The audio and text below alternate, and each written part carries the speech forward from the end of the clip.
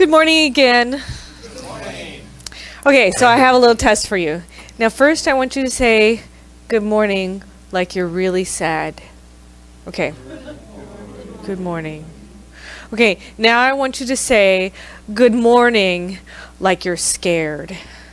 Good morning. Okay, now I want you to say good morning like it's literally the best morning ever. Literally. Good morning. Yay! Well done. Well done. I wanted to do that. I did kind of an experiment like that a couple of weeks ago. But the idea is about energy. You see, we are talking about the energy bus, which, oops, where's my book? Oh, it's down here. The energy bus is the book of the month this month. And so there's 10 rules that we've been discussing this month. We've talked about the first 6 rules, and today we're going to talk about 7, 8, 9, and 10. So I want to go over the first couple of rules, the first 6 rules that we discussed the last 3 weeks. The first one is you're the driver, which means you're in control of your own life. There's nobody else driving your bus. You're driving your bus. And a lot of people think that somebody else is in charge of their life, their parent, their friends, or they allow somebody else to drive their own bus. And so the idea is to take control of your own life because it's your bus. You're the driver. You have the opportunity to experience your own life. You're the only one experiencing your own life. The second one is desire, vision, and focus. Move your bus in the right direction. So it all starts with your thoughts. What you do is you create your own vision for your life and you focus on it 10 minutes a day. So the idea is to create an idea of what you would like your life to look like.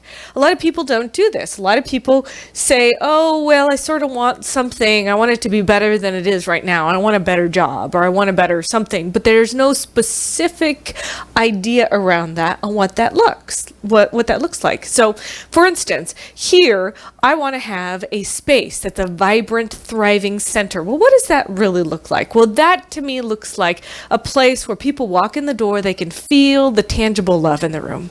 A place where whenever they are coming in for the first time, they feel welcome. Where everybody sees each and every person and they see the light in each and every person as they come to this spiritual center. And the energy builds off of each other. So that's my vision. And I know that it's even more than that. I know it's bigger than that because my vision includes the walls coming down. It includes us expanding and then having so many people here that we have to have a second service because we have too many people to fit into this space. Oh, darn, that's the kind of problems I want to have. So that's my vision. I'm focusing on this. I do a daily treatment, a daily visualization, realizing that this is what it looks like. The next thing is to fuel your ride with positive energy. We talked about that everybody has a positive dog and a negative dog inside of them, and they're always in competition for your attention. And the one that wins is the one that you feed. So fuel the positive one. The fourth rule is invite people on your bus and share your vision for the road ahead. And so I invited everybody to come onto this bus to participate in co-creating this vision. And we've done that together and we continue to co-create what this idea looks like. I've invited people to write on, there's some pieces of paper on the walls over there in the other room that say, what would I love? So I want to encourage you to write on those walls, write on those pieces of paper that says, what would I love? And participate in the co-creation of this vision. The fifth thing is don't waste your energy on those who don't get on your bus. I remember a long time ago we had some board meetings and there was a member of the board who was always like, why don't people come back? Or why don't people come here? And there was a lot of focus on the why don't people do this? Why don't people do that? Well, what about the people who do come? Somebody who's here has a much bigger vested interest than somebody who isn't here. And I'm choosing to focus my attention on the people who are here because those are the people who have already signed up to participate. Those are the people who are in alignment with me. And those are the people that are in alignment with you as well. But if you're working in a company or you're in a relationship and you haven't described your vision and you haven't invited people to be on board your bus with you, then I want to encourage you to do that. To talk to your partner or your girlfriend or boyfriend about what does the ideal relationship look like, and then invite that person to be on your bus, and they invite you to be on their bus. And if there's a distinction that's not in alignment, well, maybe that's the invitation where one person needs to step off the bus, and there needs to be a different agreement made. So the sixth thing is post a sign that says no energy vampires allowed. No energy vampires allowed. So that's encouraging each and every one of us to, one, not be an energy vampire ourselves, and two, to surround ourselves with positive people, people who want to uplift you. Surround yourself with people who uplift you in everywhere you go, so that no matter where you go, you feel inspired. But then also declare yourself to be a person who uplifts others, so that you can be a person of influence in the world. And so the next thing is number 7. Enthusiasm attracts more passengers and energizes them during the ride. So I want to do a little experiment with you. The first thing is I want to tell you a really great highlight of my life. One of the best times of my life was when I got married. I got married to my wife, Gina, and it was an amazing day. I had now Reverend Susan Overland was officiating. I had her husband, Max Overland, made this most delicious cake, and they donated it to us. It was so scrumptious and good. I've never had a cake that good ever since then. My mom was the wedding coordinator, and she enrolled my aunt and uncle into creating the flowers for the day. So they created these amazing displays of flowers, and they did both Gina and my bouquet. And we had our march and music was to the tune of Fever. But Gina and I were so nervous that we like ran to the front of the podium. Like we just like walked right up, and the song had just started playing, and you're supposed to like walk slowly. No, we didn't do that. We were so nervous. And Dave Dumont was playing the piano. He was playing Fever, and because it was just like everybody was staring at us and it was really awkward, Lucy Witt jumped up and started singing Fever, like all sexy and everything. It was so much fun. And then Gina she had a little top hat on, or a little hat on, and then she threw her hat into the audience, and it was a really, really fun day. So we had a lot of fun together, and it was definitely a highlight of my life. I'm really grateful. And that was our first marriage, by the way. We got married twice. The first time was in 2007, and the second time was when it became legal in California for like 8 months. And so we got married again. So I'm one of those few people who can say I got married twice to the same woman without getting a divorce in between. So that's a little story about a highlight of my life. Now, what I want you to do is I want you to find somebody and pair up with somebody here, and I want you to tell a highlight of your life to that person. So you're going to have 2 minutes per person, and I'll have you switch partners, so I'll time it, but I want you to share a highlight of your life with one of the people that are here. Anything that you can imagine. It doesn't have to be big. It could be a little thing. So go ahead. You have 2 minutes per person, starting now.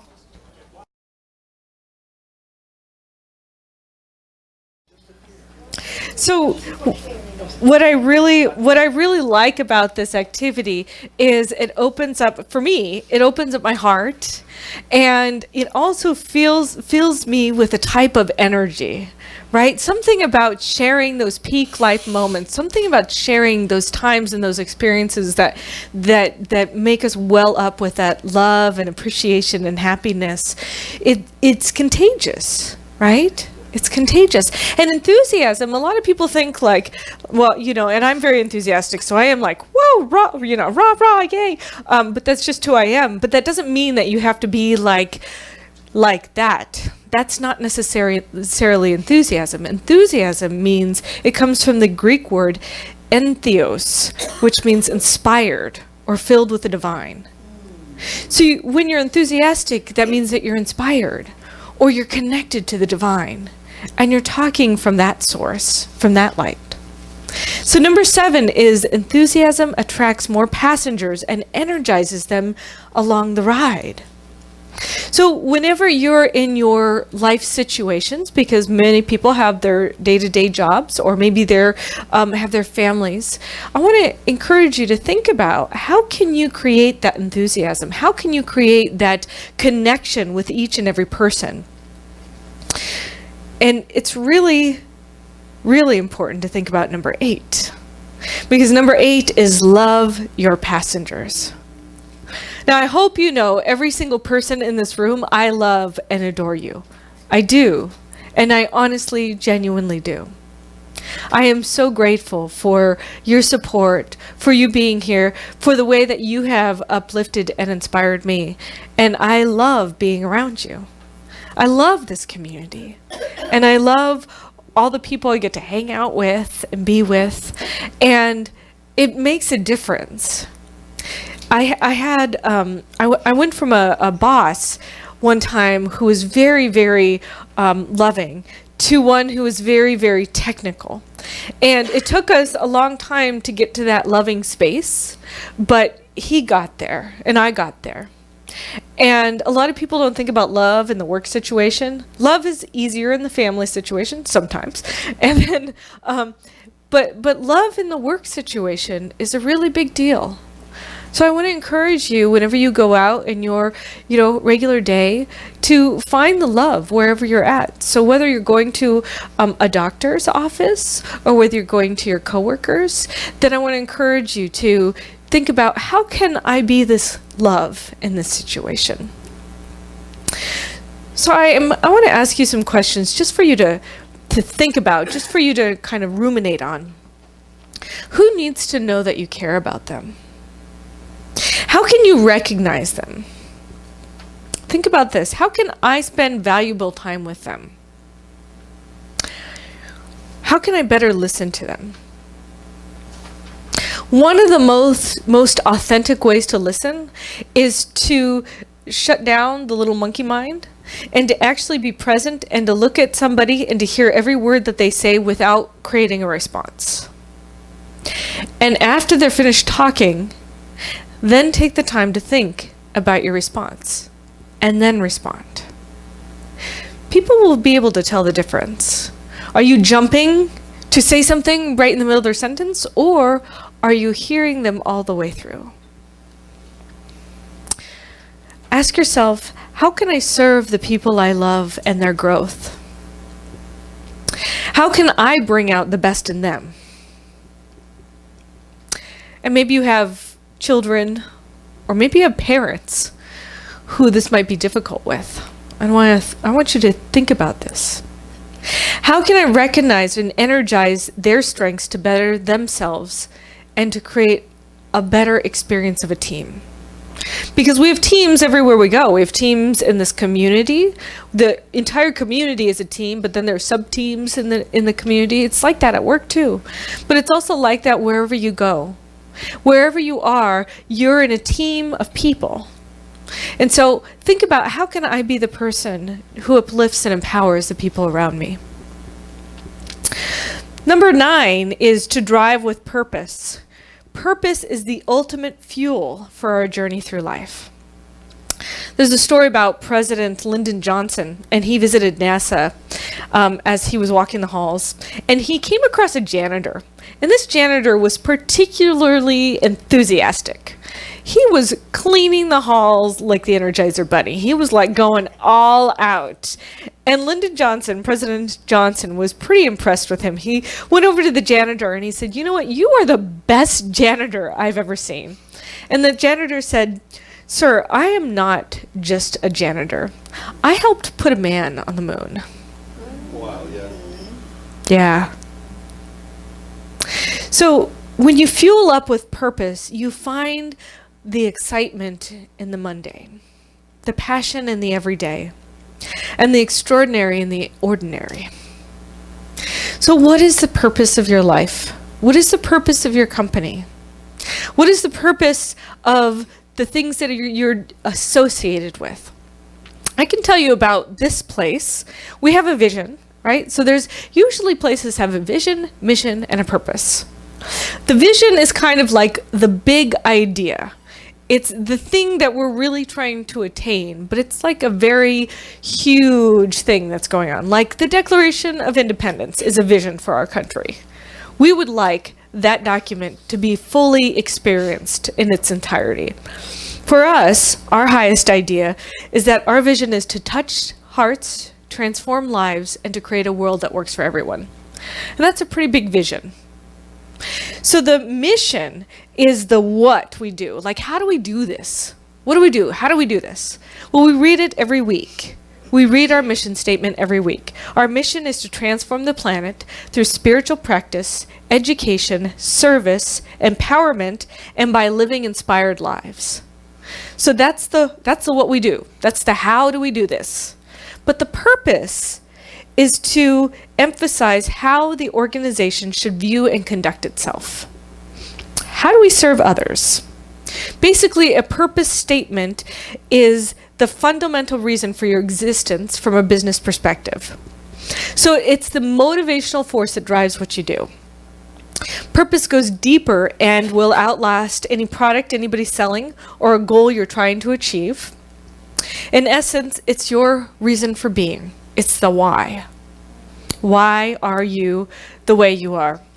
So our purpose statement says we are a reflection of a global, thriving spiritual movement dedicated to awakening and supporting the conscious experience and expression of every person's divine, inherent nature through teaching and practicing the principles of science of mind. So it's a very big purpose, but let's break it down really quick. How do we see ourselves? We are in a thriving spiritual movement. Deepak Chopra, Oprah, Neil Donald Walsh, the Dalai Lama, Thich Nhat Hanh, Don Miguel Ruiz.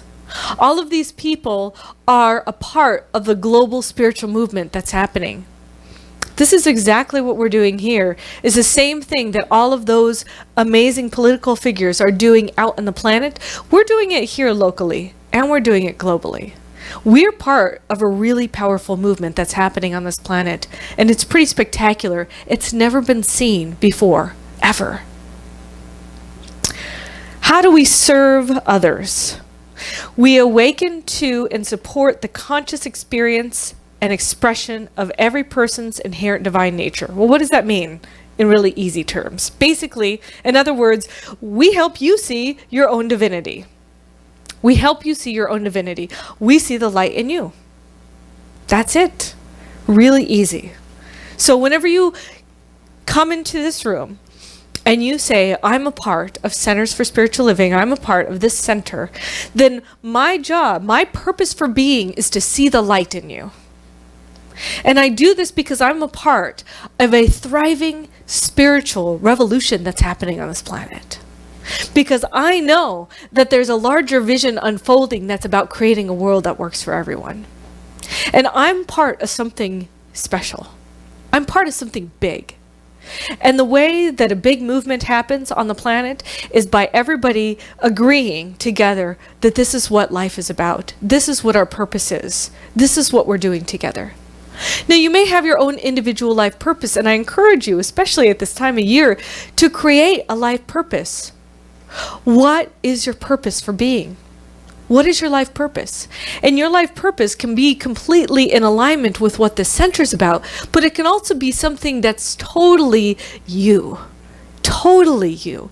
Everybody's going to do it in a different way. How do I see the light in you? Well, I do it through love. Well, maybe you do it through playing. Maybe you do it through having a lot of fun. Maybe you do it through joy. Maybe you do it through singing. It doesn't matter what your purpose is, but you get to declare it. You get the opportunity to do that. Now, in Neil Donald Walsh's book, Bringers of the Light, he does talk about when you create your purpose for being, everything unlike that purpose will come into being so you can prove that that's who you are in this world. So if I declare that I am the love in this world, then there will be opportunities for unloving people to show up in my life in order for me to be the love. Because it's by the opposite that we show up as a thing itself, right? So when you declare your purpose, recognize that that means life is going to give you the opportunities to live it. And that's not always the easiest thing, but it is the most powerful thing that you could ever be. So when we say here at Centers for Spiritual Living that we want to create a world that works for everyone, we're going to see things like the bombings and the shootings. We're going to see things that are the opposite of what we are declaring, because it gives us the opportunity to step forward in that place of being and to step forward in alignment with what we declare ourselves to be. Because it's only through its opposite that we can be that thing. And so I encourage each of you to think about, what is it that you want to create for this next year? What do you want to be? And I want you to take on with vigor and vim, vigor and vim, vim and vigor, rule number 10, have fun and enjoy the ride. There was a study that asked a bunch of 95-year-olds if they could do it all over again and live their lives, what would they do differently? For number 1, they said that they would reflect more, enjoy more sunsets and sunrises. Enjoy the little moments more. The second thing is they would take more risks and chances. Life is too short not to go for it. The third thing is that they wish they would have left a legacy. You see, the best legacy you could leave is not a building that's named after you, or a piece of jewelry, but rather a world that's been impacted and touched by your presence, your joy, and your positive actions. So I want to encourage you to think about, what kind of legacy are you going to leave behind?